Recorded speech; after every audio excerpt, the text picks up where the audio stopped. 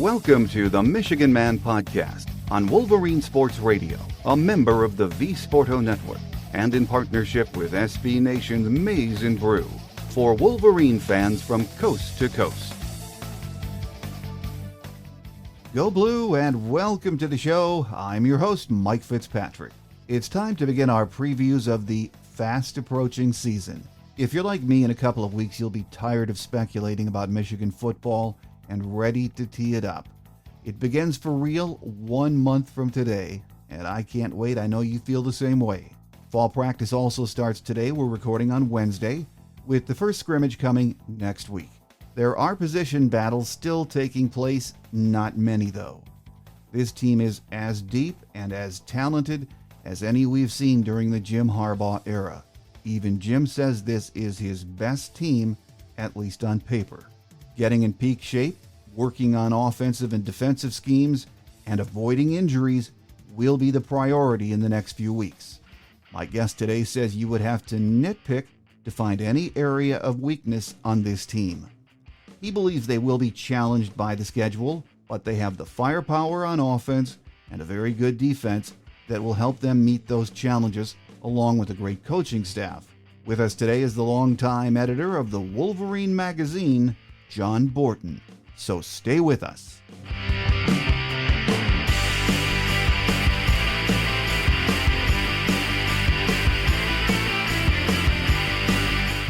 Joining us on our game day segment of the show this week is Senior Editor John Borton from the Wolverine Magazine. John, great to have you with us. Good to be with you, Mike. It's an exciting time of year for Michigan fans. I know that, getting ready for all that's to come right around the corner. Oh, absolutely. Everyone is chomping at the bit. And, you know, I knew football season was almost here, John, when I got my Wolverine Magazine football preview. And as always, just outstanding. But for listeners who might not have a copy yet, is there still time to order one? Absolutely, there is.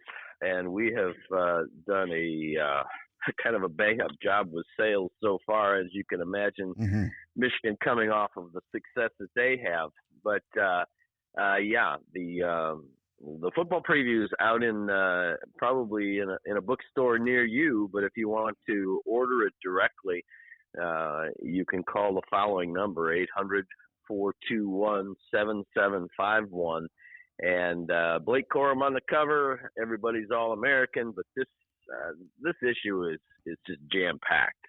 We did a huge Michigan-Ohio State retrospective blowout and look ahead, and all of what has gone into turning that whole series around in the last couple of years. We've got individual articles where we sat down with J.J. McCarthy and Blake Corum and Braden McGregor and Chris Jenkins and so many of these guys that are going to make up the heart and soul of this team. And so there's all kinds of things in there for Michigan fans to just devour. We break down every opponent of the Wolverines, devote a page to each game coming up. And we'll just say this, the people that get it, we get a very, very positive reaction. So if you're interested, call up that number and you can still get in on all of this before the football season rolls around. Every Michigan fan should have this on their coffee table, by their lazy boy, wherever. So we'll get that number up on our show notes too, John. As we approach the season, John, and I mean, the anticipation is going to build every day.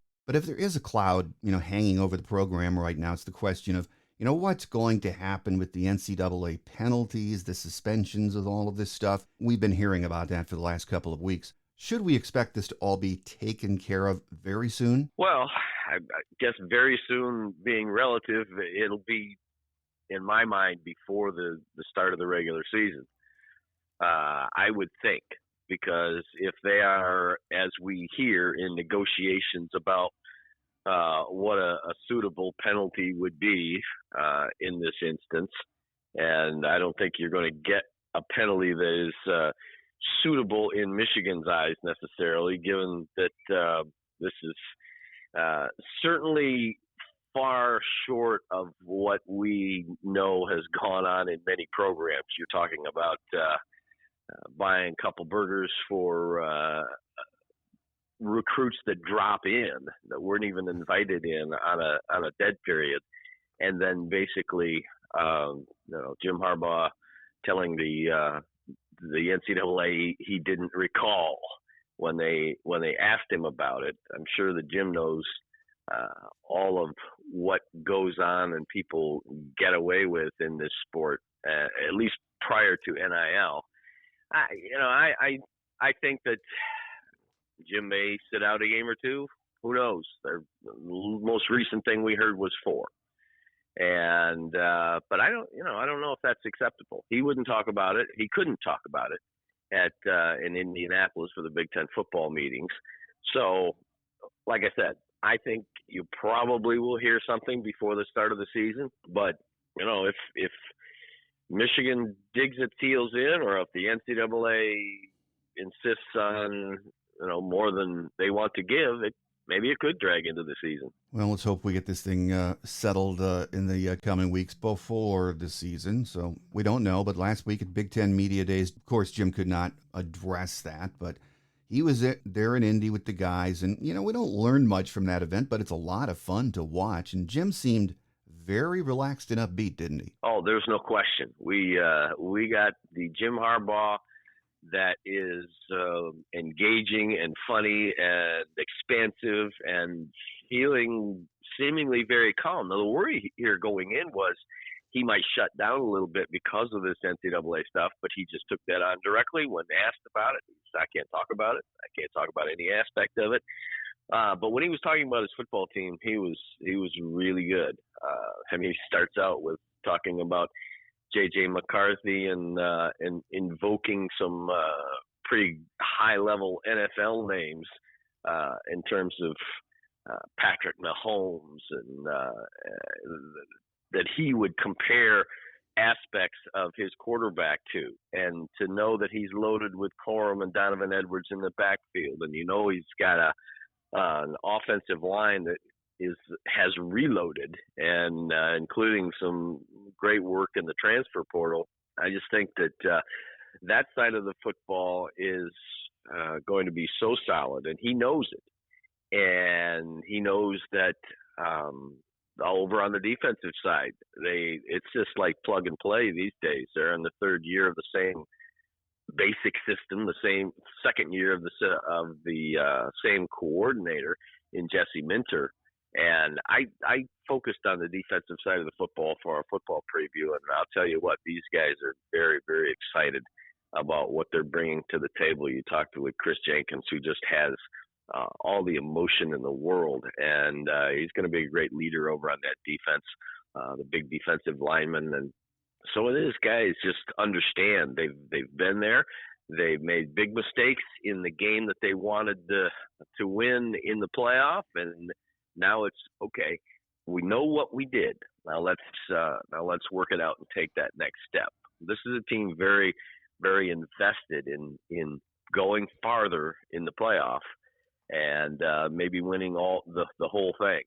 And I just that was reflected in Jim Harbaugh's attitude. He, in his breakout session, he talked about the fact that he's put out there that this may be the most talented team, deep team that he's had at Michigan. And he was asked about that. He said, I right now, that's how I assess it. I don't think I'm wrong, he added. Yeah, I think most of us agree with that, with everything we have coming back. And, last year at this time, John, JJ was sharing time, battling with Cade McNamara for that quarterback spot. And this year, he's the man, and that's a whole different situation, no question about it. But it is exciting to think just how big a year he could have, isn't it, John? Oh, there's no question about it. I mean, you referenced it, dial back 12 months, and think about the fact that it was going to be a battle, because Cade McNamara had done it, had gotten them into the playoffs, helped beat Ohio State, and now you were going to be battling out with the young guy.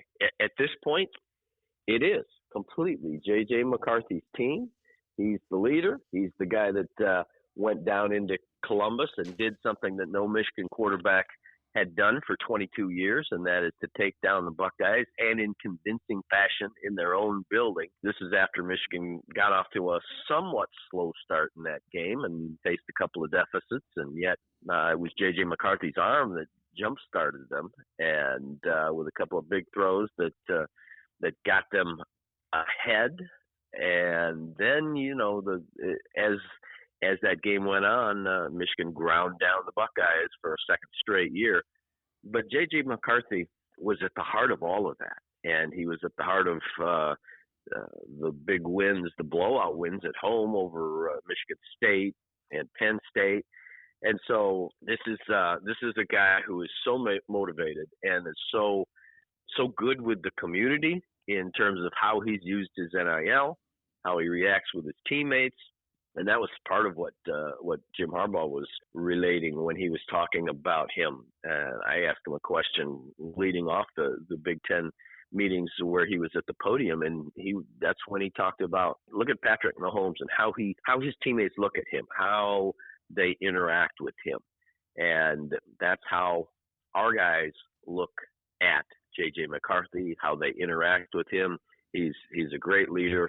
So you don't have any of those questions going in. And in J.J. McCarthy's mind, it's like, okay, yep, I've been to Penn State. I've been to Ohio State. I've faced Georgia and TCU in the playoffs, and I understand where we fell short. He understands where he fell short.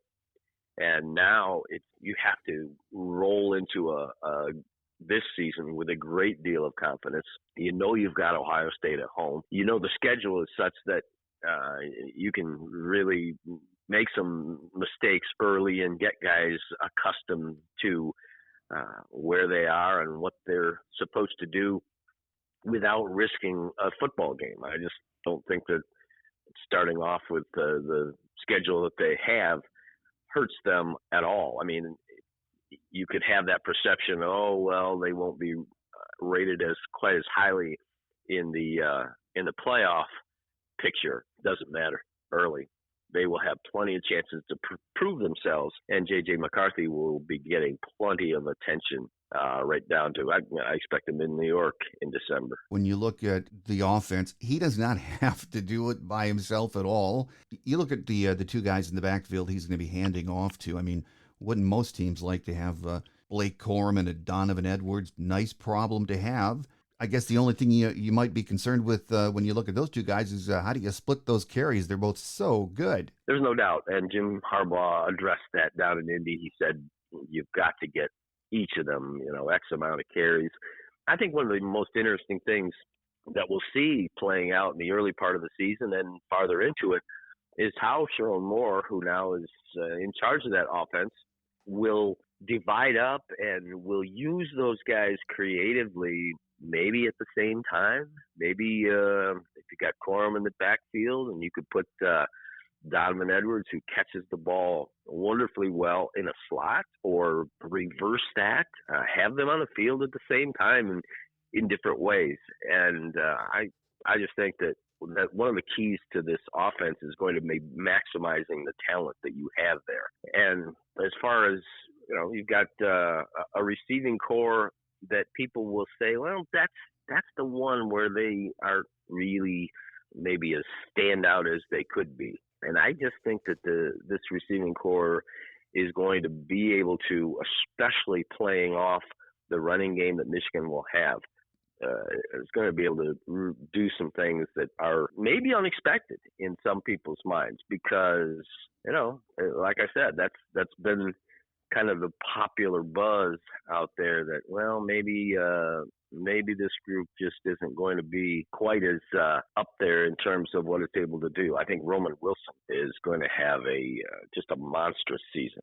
He's been around for a while. He's got the wheels. He's got the ability to get open. And some of these young guys, watch out, because I think it's time now that they take the next step, and the opportunity is going to be there. And don't forget, you had a guy like Cornelius Johnson that decided to come back for another year, and he was a very key figure in Michigan doing what it did down in Columbus. And you're right. If you hear some of the analysts talk about where maybe Michigan is lacking, they always end up talking about that wide receiver group. We'll hear people say, well, they can't stretch the field, or they don't have that guy that can go up for the jump ball or the contested throws. And, I'm not so sure about that. But the one thing you do know is if you can run the football like we did last year, guys are going to be running open. Exactly right. And that's one of the things that Jim Harbaugh has certainly reestablished, is that you've got that ground game, and they're not going to go away from it, even if it gets stunted a little bit in the first half, as it did at Ohio State. You go back and watch that first half, and you understand that it wasn't Donovan Edwards running wild. It was Michigan running into a bit of a brick wall for a little bit. But they've got the strength, they've got the determination to stay with those things.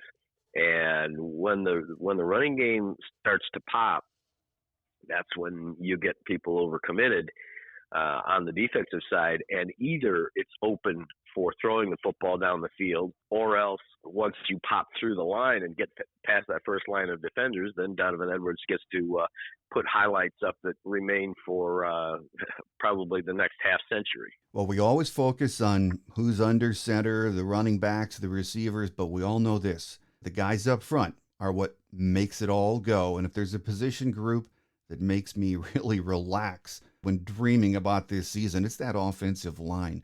And not only do we have talent and experience, much of it at NFL caliber, we also have quality of depth, don't we, John? No question. No question. You start with guys that came back for a real purpose. You talk about Zach Zinter and Trevor Keegan, guys that could be NFL offensive linemen right now and will be at some point. They have been through it. They were just essential elements in getting it done again down in Columbus. You look at the isolation clips of Zach Zinter operating against the defensive line of Ohio State, and that brings nightmares to Ohio State fans and their defensive coordinating personnel. He just tore open some holes and he's throwing guys around, and then they added well. This is one of the places where the transfer portal benefited them the most. We're hearing unbelievably great things about Drake Nugent, who came from Stanford and steps in as a grad veteran there in the middle of that line. And yet, you've got Jim Harbaugh saying that he's basically got two starters there because he thinks so highly of Greg Crippen, who has been training behind. So there's the depth that you're talking about.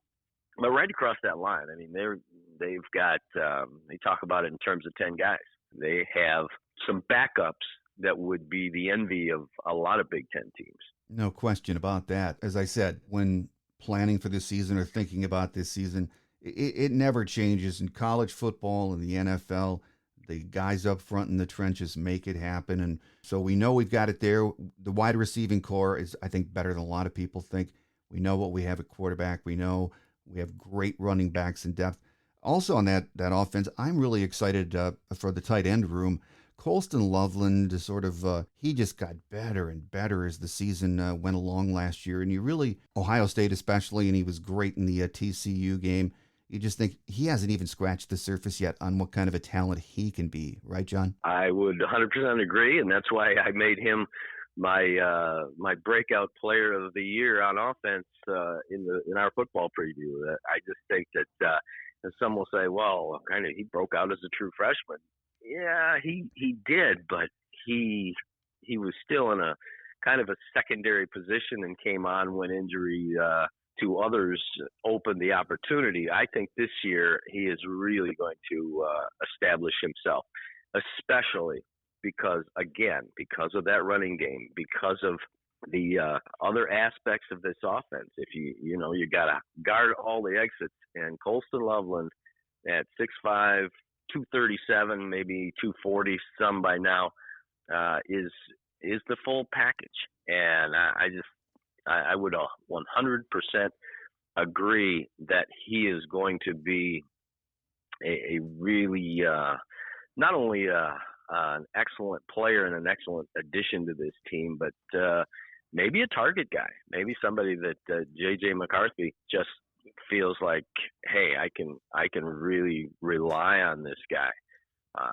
So yeah, I think his numbers will increase immensely this year. Oh yeah, I'm looking forward to see what he does this year. So that's the offense is just going to be so exciting to watch. And then on the defensive side, which you focused on in the Wolverine preview, I mean, I think we have to be excited with the talent we have there too. And I mean, you hear some fans worry about, well, depth at linebacker and what about at the corners, but this should be another very good defense, John, and they're in the third year of this system, which helps too. Absolutely. And again, some of these guys that are just going to be so good in the middle. I think Chris Jenkins will be a leader. I think he'll be just a rock. Your linebackers are very veteran. I mean, the two starters combined have about 9 years of experience on the field.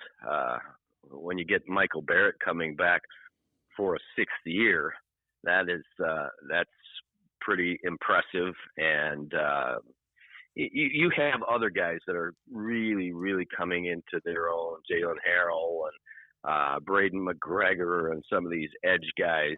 And then, you have a defense that is extremely confident, knows what it's doing.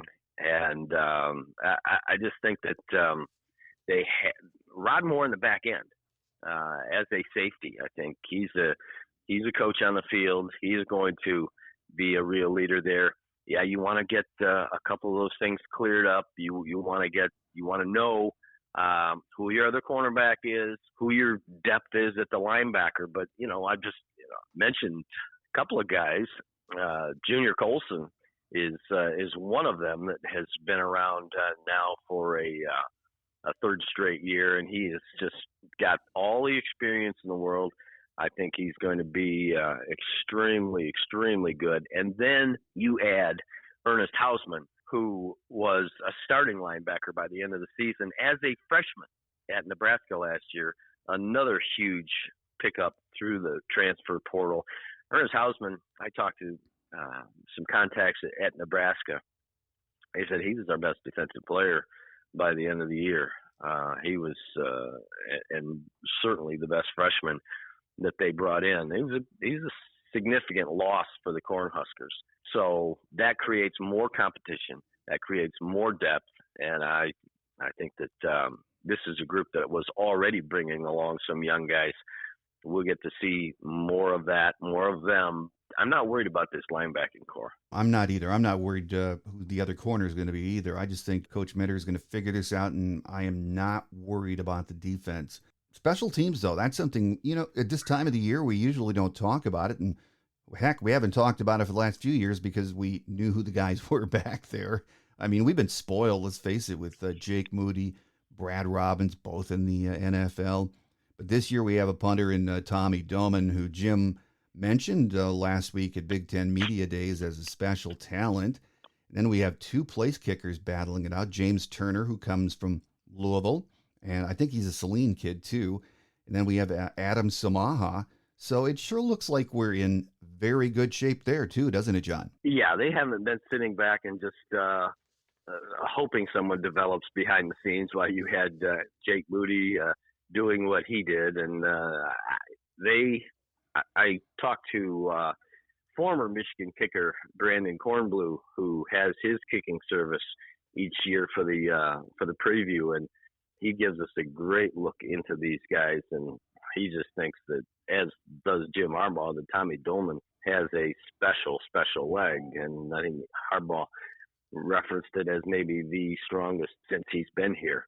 And you mentioned James Turner as the grad transfer coming in from Louisville, but with the Michigan background out of Saline, and then the young guy, Samaha, that they have been bringing along, and, will make his bid to be the guy. It's all about the competition. I think that they will be, you just can't assume that anybody is going to be as good as Jake Moody was over the last couple of years, because I don't know that Michigan has had anyone that has been as good, as consistent as Jake Moody has been for them. So when you've set kind of a new standard, you don't just say, okay, well, this next guy is going to be right there. But I think Doman has a chance to be a dominant punter for Michigan and a weapon there. So again, that's more of a, okay, let's see how it translates to the field. But you know that there's a lot of talent there. No, absolutely. And I think with James Turner, you didn't hear a lot of talk about him in the off season, but when you look at his numbers, I think he was 20 for 22 for Louisville inside the 50. So we talked about that consistency that Jake Moody brought us for so many years. Nice to have a kid come in with that kind of consistency. Oh, no doubt about it. And, he was an honorable mention all ACC a couple of times at Louisville, and 70, almost 80% in on field goals in 42 games. So that one isn't so much of a, okay, let's see how it translates on the field. We've seen it on the field with a different team. So now that's a great insurance policy to have. Okay, you've done it and you've done it and you've done it. Now come home and do it for a championship team. Amen. Well, John, at this time of the year, we're all undefeated. We're all excited. Camp is really getting underway. We're taping on Tuesday, so I think camp starts tomorrow. We've just talked about how loaded up this team is on offense. We expect the defense is going to be really good, and the place kickers, the special teams under Jay Harbaugh, they're going to be good. But if there are concerns with this team, if we, look deep or nitpick a little bit, it's really hard for me to find any, but what would you say they are? Well, I would have a couple things that I would mention. And one, you can say about any team, anytime, anywhere, you have to avoid key injuries. You just have to stay away from the kinds that hit positions that are so crucial that you don't get set back in a major way. We talked about J.J. McCarthy. We understand that he is running this show, and it's not like Michigan doesn't have backups who can play. And if it was for a game or two, they could just keep on humming. You can't lose somebody like a J.J. McCarthy for a long period of time. And that's where I say, young man, when you're taking off on your offense helping mobile-footed runs, just know when to go down. Yeah. And the other thing is, it's demonstrating that you're not going to make the big crucial mistakes in the biggest games. Because this season, what is it all about for these guys? It's about showing, they want to maintain the standard. Yes, okay, beat Michigan State, beat Ohio State, make the playoff or win the Big Ten championship, make the playoff, and then take the next step. In order to take the next step, this team cannot, at multiple positions, make the kind of mistakes that it made against TCU, against a very quality opponent, albeit one that Michigan was favored to win against.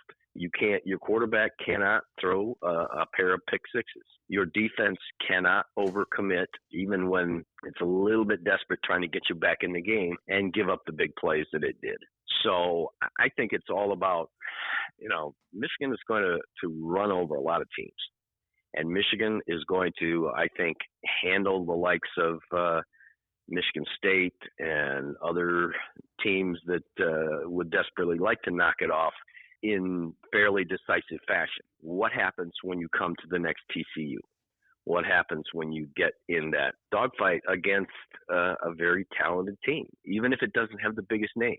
I think that those are the areas where you say, okay, well, one's the fixed one. You got to stay healthy. And the other one is, all right, this is what this is all about. What have you learned, and how can you take the next step? Well, final question before we let you get away, John. As much fun as the last 2 years have been, we know Michigan's fallen short of that national championship goal, lost both of their playoff games, and you just alluded to the fact that you have to be healthy, no question about it, and some luck helps too. But do you think as we head into the season, I know this is a tough question, but do you think finally this Michigan team has the talent and experience that is going to allow it to compete with, let's say, well, we know it can compete with Ohio State, but the Alabamas, Georgias, and Clemsons of the college football world? I think it does have that sort of talent. I think this is probably the best Michigan talent I have seen aggregated since the late 1990s. You're talking about 97, you're talking about 99. That level of talent that's going to populate the NFL at some point. We've talked about quarterback. This could be the most complete Michigan quarterback I have seen in my lifetime. If he comes through and does everything that is expected and the way they're talking about him now and the flashes that we saw last year. And the other thing is you need a great defense, and I think they have all the elements to putting that together. But again, it's proving it. It's again, it's Charles Woodson in 1997 saying, "Oh, what are our goals? Let's do this, let's do that," and him quieting the room, silencing the room by saying, "Let's just win." And that's what that group did. And that's they shut people down to the tune of 9.5 points a game. I know it's an advancing era where you can't really expect that number, but you have to be able to match the scoring, limit the scoring, not give away easy scores like Michigan did against TCU, both via the offense, via pick sixes, and the defense at times, and really take advantage. And when you have to come back, like Michigan did against Ohio State, you have to rally and match score for score. You can do that, and then they almost match score for score in that TCU game. You just have to get over the top, and a little luck's involved along the way as well. Absolutely. Just so much to look forward to in the coming weeks. I know Michigan fans are ready to tee it up right now, but we have to wait a few weeks, but it's going to be a lot of fun. Here with us today has been Senior Editor John Borton from the Wolverine Magazine. John, always a pleasure to have you with us. And we'll get that number up in our show notes. So for anyone, hard to believe you're out there, but anyone that doesn't have the preview magazine on their coffee table yet, we'll have that number so you can dial up and get a copy in the next few weeks before the season starts. So as always, John, been great having you with us, and we'll have you back soon as we get into the season, and we look forward to that next visit. All right. I appreciate you, Mike. Thanks much.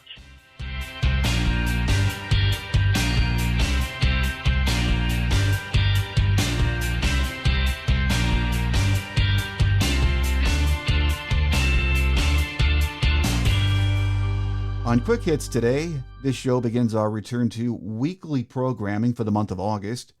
When the season gets underway, we'll have our usual Visitors Edition on Tuesday with the opponent's radio guy or beat writer, and then on Thursdays, our Michigan Game Day show with our very own media folks. So make sure you tell your Wolverine family and friends about the show, and join us each week for what we think is pretty darn good coverage of our Wolverines.